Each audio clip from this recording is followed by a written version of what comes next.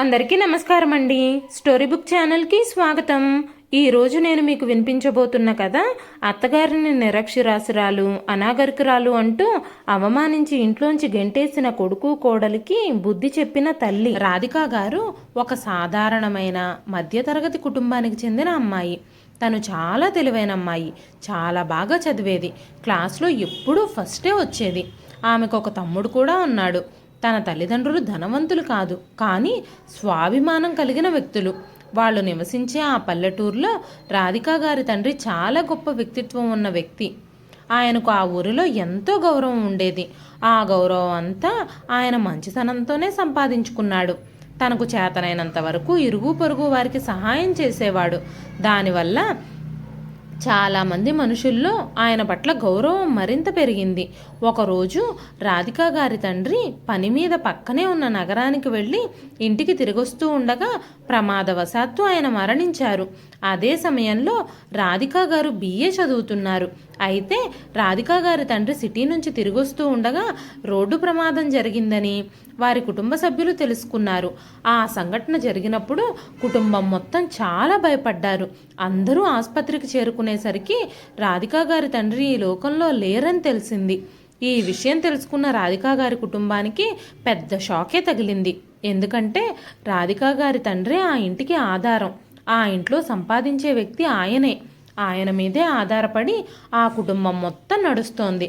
అప్పటి వరకు ఇల్లు మొత్తాన్ని రాధికా గారి తండ్రే చూసుకోవడం వల్ల ఎవ్వరికీ బయటకు వెళ్ళి పనిచేసి డబ్బులు సంపాదించాల్సిన అవసరం రాలేదు.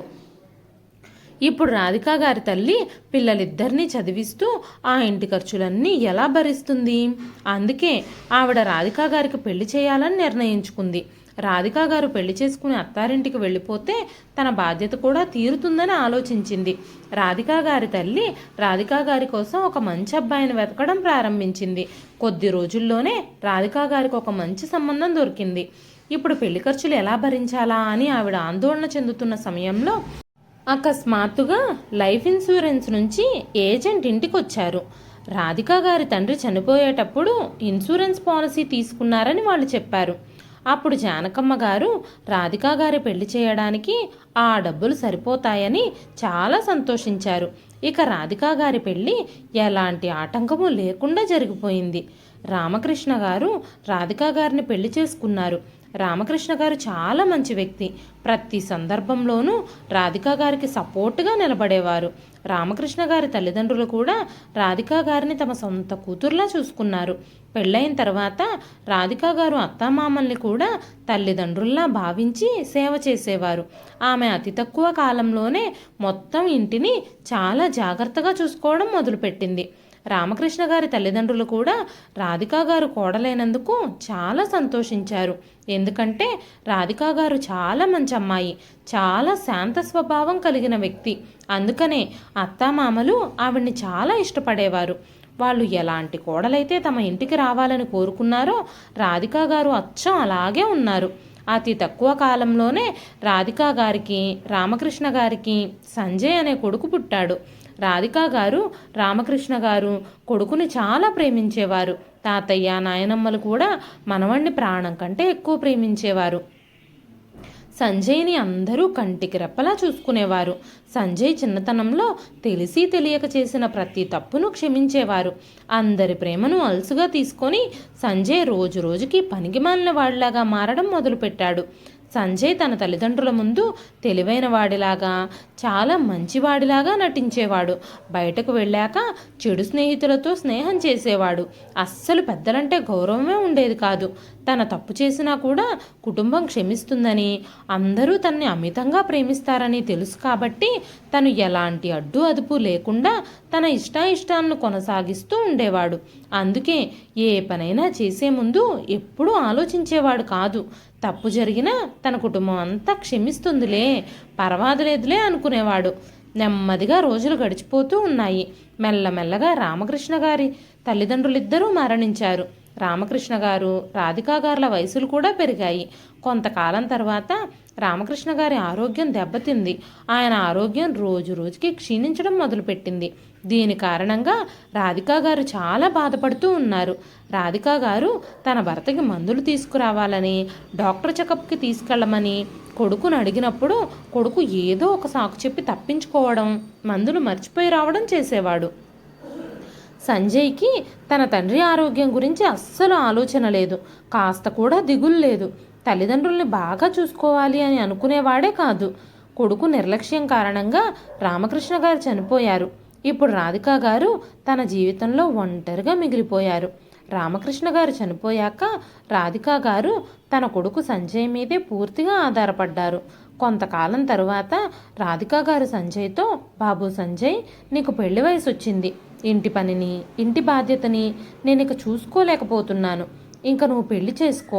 ఇంటి బాధ్యతలు నువ్వు, నీ భార్య తీసుకోండి. నేను ఇప్పుడు వంట పని కూడా చేయలేకపోతున్నాను.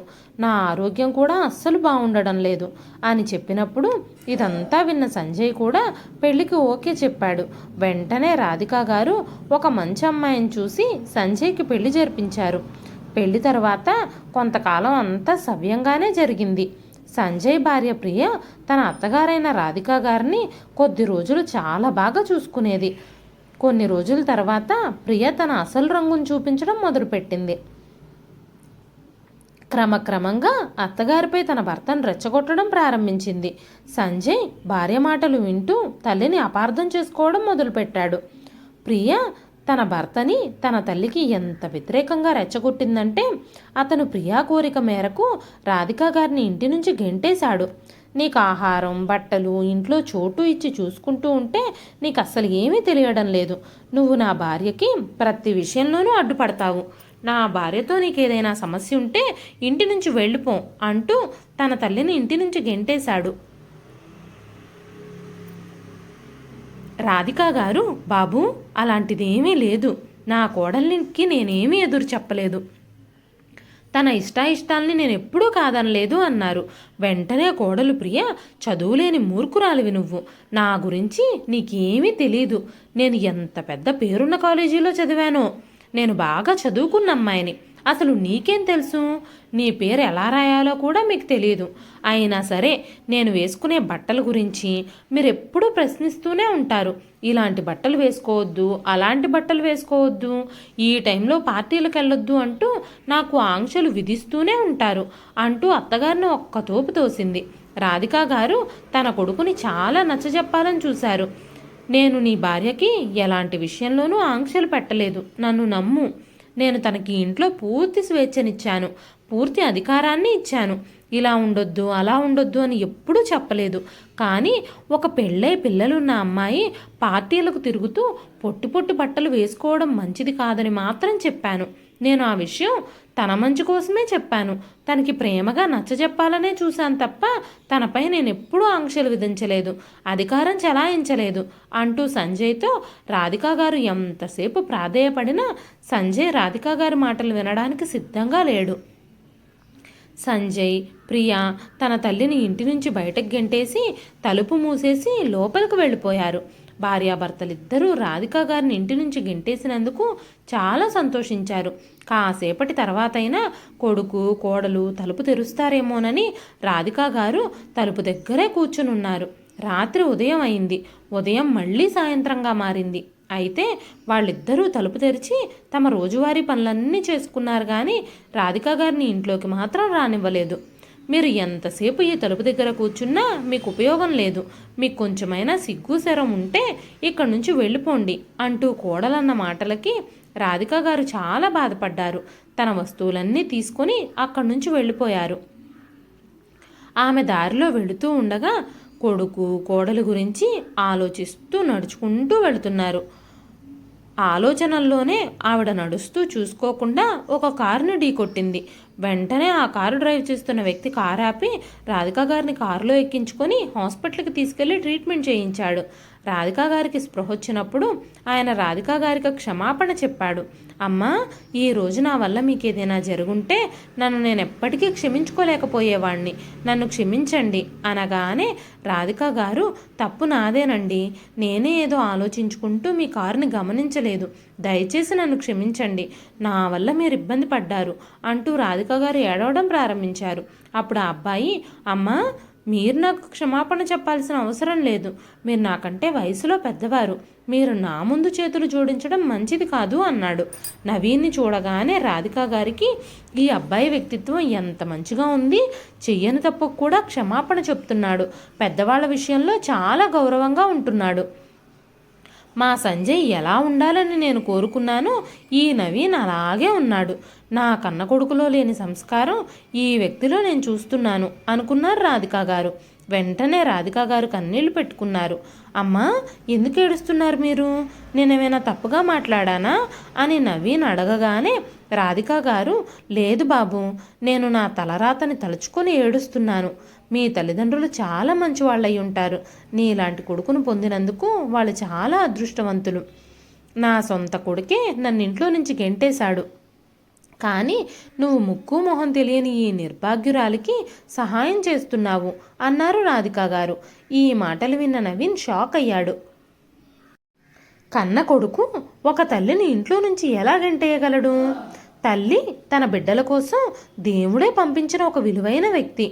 ఒక కొడుకు తల్లిని ఇంటి నుంచి ఎలా బయటకు పంపగలడు అనగానే రాధికా గారు చాలా ఏడ్చారు. బాబు, నువ్వు చెప్పింది నిజమే, కానీ ప్రతి బిడ్డకు నీలాంటి ఆలోచన ఉండదు అన్నారు రాధికా గారు. వెంటనే నవీన్, అమ్మా, నీ కొడుకు నిన్ను ఇంట్లో నుంచి గెంటేశాడు. నా తల్లిదండ్రుల్ని దేవుడు నాకు దూరం చేశాడు. నేను ఒక అనాథని. అనాథ శరణాలయంలో పెరిగాను. అక్కడి నుంచే చదువు పూర్తి చేశాను. ఈరోజు కాలేజీలు, స్కూళ్ళు నడిపిస్తూ మంచి పొజిషన్లో ఉన్నాను. ఈ రోజు నుంచి నువ్వు నాతో పాటే ఉండు. ఎందుకంటే నాకు తల్లి కావాలి, నీకు కొడుకు కావాలి. నువ్వు నాతో పాటు వచ్చి నా ఇంట్లో నాకు తల్లిగా ఉంటావా అంటూ రాధికా గారిని బ్రతిమాలి నవీన్ రాధికా గారిని తనతో పాటు తీసుకెళ్ళిపోయాడు. రాధికా గారిని నవీన్ చాలా ప్రేమగా తల్లిలాగే చూసుకున్నాడు. ఇద్దరూ సొంత తల్లి కొడుకుల్లాగానే ఆ ఇంట్లో చాలా ఆనందంగా జీవించడం మొదలుపెట్టారు. నవీన్ 2-3 కాలేజీలు, స్కూల్స్ నడిపిస్తున్నాడు. ఒకరోజు నవీన్, అమ్మా, నేను నా కాలేజీలు, స్కూల్స్ ఇన్స్పెక్షన్కి వెళుతున్నాను. అక్కడ టీచర్స్ అందరూ సక్రమంగా పనిచేస్తున్నారా లేదా, అక్కడ ఏమైనా సమస్యలు ఉన్నాయా తెలుసుకోవాలని వెళుతున్నాను. నువ్వు కూడా రావాలనుకుంటే నాతో పాటు రావచ్చు. ఎందుకంటే నువ్వు ఇంట్లో ఒక్కదానివే ఉంటే నీకు బోర్ కొడుతుంది కదా, అందుకని అడుగుతున్నాను అని నవీన్ చెప్పగానే రాధికా గారు నవీన్తో కలిసి కాలేజీకి వెళ్ళారు. రాధికా గారు కాలేజీ లోపలికి వెళ్ళి అంతా చూడడం మొదలుపెట్టారు. అప్పుడు నవీన్, అమ్మ, నేను వెళ్ళి ప్రిన్సిపల్ గారిని కలిసి వస్తాను, మీరు కాలేజ్ అంతా బాగుందో లేదో చూస్తూ ఉండండి అని చెప్పి నవీన్ ప్రిన్సిపల్ రూమ్లోకి వెళ్ళిపోయాడు. రాధికా గారు కాలేజీ మొత్తం తిరుగుతూ కాలేజీలో ఒక క్లాస్ రూమ్ బయట నిలబడి క్లాసులు జరుగుతూ ఉండగా తను కూడా చదువుకుంది కాబట్టి బయటే నిలబడి టీచర్ ఎలా చెప్తున్నారో వినడం మొదలుపెట్టింది. రాధికా గారికి చదువంటే చాలా ఇష్టం. ఆమె నిలబడి అంతా వింటుంది. ఆ తరువాత కాసేపటికి నవీన్ వచ్చి, అమ్మా, ప్రిన్సిపల్ రూమ్లోకి వెళదాం రా అని చెప్పి రాధికా గారిని చెయ్యి పట్టుకుని తీసుకెళ్ళి ప్రిన్సిపల్ ఆఫీస్లో ప్రిన్సిపల్ చైర్లో కూర్చోబెట్టాడు. కాసేపటి తర్వాత అక్కడికి వచ్చిన ప్రిన్సిపల్ మేడం, మీరెవరు? నా చైర్లో ఎందుకు కూర్చున్నారు? మీ పిల్లల అడ్మిషన్ కోసం వచ్చారా అని అడిగారు. లేదండి, నేను ఈ కాలేజీ అంతా సక్రమంగా నడుస్తుందో లేదో చూడ్డానికి వచ్చాను అనగానే ప్రిన్సిపల్ నవ్వుతూ, ఈ రోజు ముందు వరకు నేను మిమ్మల్ని ఎప్పుడూ చూడలేదు.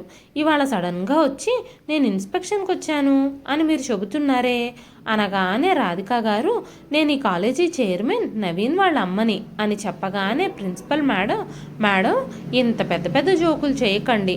నేను పిచ్చిదానిలా కనిపిస్తున్నానా మీకు? మీరేం చెప్తే అది నమ్మడానికి, లేదంటే మీకేమైనా పిచ్చి పట్టిందా అన్నారు. ఆ మాటలు విన్న నవీన్ కోపంగా లోపలికొచ్చి, మా అమ్మతో ఎలా పడితే అలా మాట్లాడడానికి మీకెంత ధైర్యం అన్నాడు. వెంటనే ప్రిన్సిపల్ కూడా ఆశ్చర్యపోయింది. ఈవిడ నిజంగా మీ అమ్మగారా? నాకు తెలియదు సార్, నన్ను క్షమించండి అనగానే నవీన్ ఆవిడతోనే కాదు, కాలేజీకి వచ్చే ఎవ్వరితోనైనా మీరు ఇలా మాట్లాడడానికి వీల్లేదు. మీరు ప్రిన్సిపల్, ఆ విషయం నేను అంగీకరిస్తాను. కానీ ఎవరినైనా ఇలా అవమానిస్తున్నట్టుగా మాట్లాడే హక్కు మీకు ఎవ్వరూ ఇవ్వలేదు అంటూ ఆ ప్రిన్సిపల్ని డిస్మిస్ చేసి అక్కడి నుంచి వెళ్ళిపోయాడు నవీన్. ఆ తర్వాత రోజు రాధికా గారు, ఇప్పుడు ఆ కాలేజీకి ప్రిన్సిపల్ లేరు, కాలేజీ సవ్యంగా ఎవరు నడిపించగలరు అని చాలాసేపు ఆలోచించిన తర్వాత రాధికా గారు నవీన్తో, బాబు నవీన్, నీకు అభ్యంతరం లేకపోతే నేను బిఏ చదువుకున్నాను. నీకు వేరే ప్రిన్సిపల్ దొరికే వరకు నేను మన కాలేజీకి ప్రిన్సిపల్గా ఉంటాను. మీకు ప్రిన్సిపల్ దొరికినప్పుడు నేను ఆ సీట్లో నుంచి తప్పుకుంటాను. ప్రిన్సిపల్ లేకుండా కాలేజీని నడిపించడం చాలా కష్టం కదా అనగానే నవీన్, అమ్మ మీరు బిఏ చదువుకున్నారని నాకు ఎప్పుడు ఎందుకు చెప్పలేదు అని అడిగాడు నవీన్. వెంటనే రాధిక గారు తన కథ మొత్తం వివరించి చెప్పారు. ఇప్పటి వరకు నేను చదువుకున్న డిగ్రీని ఎక్కడా ఉపయోగించాల్సిన అవసరం రాలేదు అని చెప్పగానే ఇదంతా విన్న నవీన్ చాలా ఎమోషనల్ అయ్యి, నో ప్రాబ్లం అమ్మా, ఈ రోజు నుంచి నువ్వే ఆ కాలేజీకి ప్రిన్సిపల్ అవ్వాలి అంటూ రాధిక గారిని తీసుకెళ్ళి స్టాఫ్ మొత్తానికి పరిచయం చేసి ప్రిన్సిపల్ రూమ్లో కూర్చోబెట్టాడు. ఈ రోజు నుంచి కాలేజీకి కొత్త ప్రిన్సిపల్ అని స్టాఫ్ అందరితో చెప్పాడు. క్రమక్రమంగా రాధిక గారు కూడా ఆ కాలేజీ పనులన్నీ హ్యాండ్ ఓవర్ చేసుకొని జాగ్రత్తగా చూసుకోవడం మొదలుపెట్టారు. రాధిక గారు ప్రిన్సిపల్ అయిన తర్వాత కాలేజీ అడ్మిషన్స్ చాలా బాగా పెరిగాయి. రాధిక గారు అంకిత భావంతో పనిచేస్తూ ఆ కాలేజీని నెంబర్ 1 పొజిషన్లో నిలబెట్టారు. రాధిక గారికి తన మనవడు అంటే సంజయ్ కొడుకు అదే కాలేజీలో చదువుతున్నాడని అస్సలు తెలియదు. తన కొడుకు సంజయ్ చిన్నతనంలో ఎలా ఉండేవాడో తన మనవడు చందు కూడా సరిగ్గా అలాగే ఉన్నాడు. చందు ప్రవర్తన సరిగ్గా లేకపోవడంతో ప్రిన్సిపల్ మేడం తన తల్లిదండ్రులను తీసుకురమ్మని చెప్పగానే వెంటనే చందు, రేపు మా అమ్మ నాన్నని కాలేజీకి తీసుకొస్తాను, మీరు నా గురించి ఏం చెప్పాలనుకున్నా వాళ్ళకి చెప్పొచ్చు, ఎందుకంటే మా అమ్మ నాన్న ఎప్పుడూ నన్ను తిట్టరు, నేను ఎలా ఉన్నానో వాళ్ళు నన్ను అలాగే ఇష్టపడతారు, ఇక ప్రతి విషయంలోనూ నాకు సపోర్ట్ చేస్తారు అని చెప్పగానే ఆ మాటలు విన్న రాధిక గారికి తాము కూడా తమ కొడుకు విషయంలో ఇలాగే ప్రవర్తించేవారమని గుర్తొచ్చింది. మరుసటి రోజు చందు తన తల్లిదండ్రులతో కలిసి కాలేజీకి చేరుకున్నాడు. చందు తల్లిదండ్రులు సంజయ్ ఇంకా ప్రియా ప్రిన్సిపల్ని కలవడానికి వచ్చారు. ప్రిన్సిపల్ సీట్లో కూర్చొని ఉన్న రాధిక గారిని చూసి వాళ్ళిద్దరూ ఆశ్చర్యపోయారు. ఎందుకంటే ప్రిన్సిపల్ మరెవరో కాదు, సంజయ్ వాళ్ళ అమ్మే. ఇదంతా చూస్తూ సంజయ్ షాక్ అయిపోయాడు. వెంటనే చందు తన తండ్రిని మొహం మీద తట్టి లేపుతూ, నాన్న, ప్రిన్సిపల్ని చూసి మీరు ఎందుకు అంతగా కంగారు పడిపోతున్నారు? ఏదో దయ్యాన్ని చూస్తున్నట్టుగా మీరు ఆవిడని చూసి ఎందుకు భయపడుతున్నారు? ఆవిడ నన్ను ఎంతలా అవమానించిందో తెలుసా అంటూ తన తల్లిదండ్రులతో చెప్పడం మొదలుపెట్టాడు. సంజయ్కి ప్రియకి నిజంగా వారు చూస్తున్నది నిజమో కలో అర్థం కాక ఆశ్చర్యపోయారు. వెంటనే సంజయ్, అమ్మా నువ్వు ఇక్కడేం చేస్తున్నావు అనగానే చందు, నాన్న నువ్వేదో అపార్థం చేసుకుంటున్నట్టున్నావు, ఈవిడ మా ప్రిన్సిపల్ మేడం, నువ్వు ఆవిడ్ని అమ్మా అని ఎందుకు పిలుస్తున్నావు అని అడిగాడు. వెంటనే సంజయ్, చందు ఈవిడ మీ నాన్నమ్మ అని చెప్పగానే చందు, ఈవిడ మా నాన్నమ్మ అయితే ఇప్పటి వరకు ఎక్కడుంది? ఆవిడ మన ఇంట్లో ఉండకుండా ఎందుకు దూరంగా ఉంటుంది అన్నాడు. ఈ మాటలన్నీ విన్న సంజయ్ షాక్ అయ్యాడు. తన భార్య సొంత తల్లిని ఇంటి నుంచి గెంటేశారని కొడుకుకి ఎలా చెప్పాలి అని ఆలోచించడం ప్రారంభించాడు. చదువు రాదని అనాగరికురాలని ఎగతాళి చేసిన తన తల్లి ఈరోజు కాలేజీకి ప్రిన్సిపల్గా ఎలా మారిందా అని తను ఆశ్చర్యపోయాడు. వెంటనే సంజయ్, అమ్మా ఎక్కడికి వెళ్ళిపోయావు నువ్వు? ఇన్నేళ్లుగా నీకోసం ఎంతలా వెతికామో తెలుసా? ఇంటికి వెళదాం పదా, ఇంక నుంచి నువ్వు మాతో పాటే ఉందువు గాని అన్నాడు. వెంటనే రాధిక గారు, నేను మీ అమ్మని కాదు, ఈ కాలేజీ ప్రిన్సిపల్ని, మీతో మాట్లాడడానికి నేను మిమ్మల్ని ఇక్కడికి పిలవలేదు, మీ అబ్బాయి చేసిన తప్పు గురించి చెప్పడానికి పిలిచాను. చిన్నప్పుడు మీ తల్లిదండ్రులు మిమ్మల్ని నెత్తికెక్కించుకొని ఎలాంటి తప్పు చేశారో ఈరోజు మీరు అదే తప్పు చేస్తున్నారు మీ కొడుకు విషయంలో. మీ కొడుకు ఎందుకు పనికిరాని వాళ్ళ తయారవుతున్నాడు. మీ కొడుకుని సరైన మార్గంలో పెట్టుకోవడం మీ బాధ్యత. మళ్ళీ ఇలాగే అందరితో దురుసుగా ప్రవర్తిస్తే మీ కొడుకుని కాలేజ్ నుంచి బయటకు పంపించాల్సి వస్తుంది అని చెప్పారు రాధిక గారు. అప్పుడు ప్రియ, అస్సలు చదువులేని ఈ అనాగరికురాలు కాలేజీకి ప్రిన్సిపల్ ఎలా అయ్యింది? ఇప్పుడు ఆవిడ ఎంత ధనవంతురాలయ్యిందో. ఆవిడకి కారు, బంగ్లా, డబ్బు అన్నీ ఉన్నాయి. ఇప్పుడు ఆవిడ్ని మా దగ్గరకు తీసుకొచ్చేసుకుంటే ఆ డబ్బులన్నీ నొక్కేయడానికి ఏదో ఒక పని చేయొచ్చు. బంగారు గుడ్డు పెట్టే కోడిని అంత ఈజీగా వదులుకోకూడదు అని ఆలోచించడం ప్రారంభించింది. సాయంత్రం సంజయ్ ఇంకా ప్రియ రాధిక గారింటికి వెళ్ళి, అమ్మా నువ్వు ఎక్కడికి వెళ్ళిపోయావు? నువ్వు వెళ్ళిపోయిన తర్వాత మీకోసం మేము చాలా చోట్ల వెతికాము, కానీ మీరు ఎక్కడా కనిపించలేదు. చివరకు ఇన్నేళ్ల తర్వాత మీరు మాకు దొరికారు. అందరం కలిసి ఇక మీదట ఆనందంగా ఉందాం. ఇప్పుడు మీ మనవడు కూడా ఎంత పెద్దవాడయ్యాడో. నువ్వే తన నానమ్మ అని తెలిసి చందు చాలా సంతోషిస్తున్నాడు. ఎందుకంటే తన ఫ్రెండ్స్ అందరికీ చిన్నప్పటి నుంచి నాయనమ్మలు తాతయ్యలు ఉన్నారు, నాకు లేరు అని ఎప్పుడూ అడుగుతూ ఉండేవాడు. నువ్వే తన నానమ్మ అని తెలుసుకున్నప్పుడు చందు ఆనందానికి అవధులు లేవు. తను నీతోనే కలిసి ఉండాలని ఆశపడుతున్నాడు అంటూ తల్లి చేతులు పట్టుకొని సంజయ్ ఇంటికి రమ్మని ప్రాధేయపడుతున్నాడు. అప్పుడే రాధిక గారు కొడుకు చేతిలో నుంచి తన చేతిని విడిపించుకొని, మీ డ్రామాలు నా దగ్గర కాదు. ఈరోజు నా దగ్గర డబ్బు, ఆస్తి, హోదా, పలుకుబడి అన్నీ ఉన్నాయని మీరు నన్ను మీతో తీసుకెళ్లడానికి చూస్తున్నారు. నేను మీతో రావడానికి సిద్ధంగా లేను. మీరిద్దరూ ఇంక బయటకు నడవచ్చు అని చెప్పి రాధిక గారు కొడుకు కోడలి మొహం మీదే తలుపులేసేశారు. ఆ రోజు రాత్రి చందు తల్లిదండ్రులిద్దరూ నానమ్మని తీసుకుని రాకపోవడం చూసి ఏం జరిగింది అని అడిగాడు. అప్పుడు సంజయ్ ఇంకా ప్రియ ఏమీ మాట్లాడలేకపోయారు. వెంటనే చందు రాధికా గారిని కలవడానికి వెళ్ళాడు. రాధికా గారిని తనతో రమ్మని చందు ప్రాధేయపడడంతో రాధికా గారు తన జీవితంలో జరిగిన సంఘటనలన్నీ చందుకు చెప్పారు.